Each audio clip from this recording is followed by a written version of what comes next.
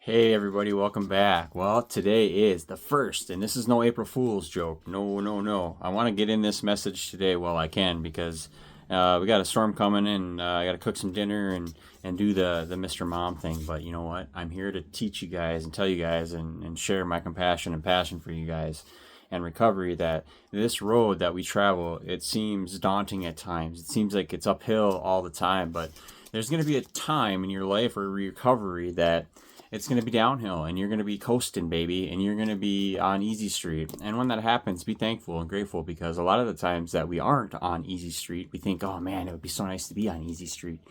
But hard boulevard can take us off our game sometimes, but we'll succeed. The brightness at the end of the tunnel, as they say, how cliche that is, but one day at a time we approach this life and this recovery, and thank God that we're allowed to make mistakes once in a while and slip and trip, but we always come into our recovery path together, united, right, as one, because this program of we is how we get this done. And I love this reading today. It's called Love and Addiction. Some of us first saw the effects of addiction on the people closest to us. We were very dependent on them to carry us through this life. We felt angry and disappointed and hurt when they had found other interests or friends and loved ones. Remember that as we read this. That was in basic text, page 7 of our big book. Addiction affected every area of our lives. Just as we sought the drug or drink that would make everything all right, so we sought people to fix us too. We made impossible demands of them, driving away those who had anything of worth to offer us. Often the only people left were those who were themselves too needy to be capable of actually denying our unrealistic expectations. So it's no wonder that we were unable to establish and maintain healthy, intimate relationships in our addiction. So today in our recovery, we've stopped expecting drugs to fix us or alcohol to fix us. If we still expect people to fix us, perhaps it's time to extend our recovery program a little bit to our relationships.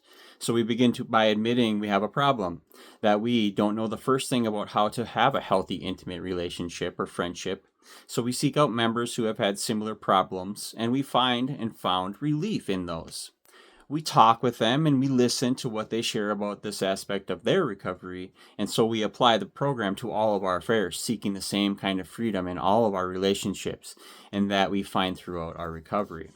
Whew, good stuff, you guys. So just for today, loving relationships are within my reach, and today I will examine the effects of addiction on my relationships and friendships so that I can begin seeking recovery.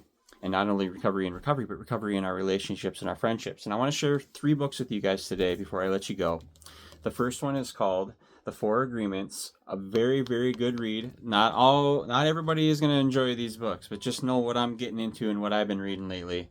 I also got The Highly Sensitive Person by Dr. Elaine and Aaron. I've gotten into that one. Heard that one was a good one.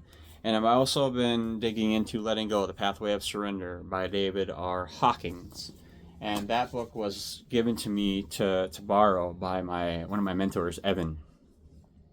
And you got to have those mentors, those guides, them people, the leadership in our life of people that you strive to be like, or surround yourself with the people that are striving for the same thing you are. And it's very important that we surround ourselves with people that are like-minded, sober-minded, and that have a degree of seasoned recovery to them. We can't always be hanging out with people that are still doing the same things that we used to do, because we will get sucked back into it. You know, it's kind of like the old saying, if you hang around a barbershop long enough, you're sure to get a haircut. Well, you hang around a bar long enough, or people who are still doing those activities, and you're probably going to fall back into it.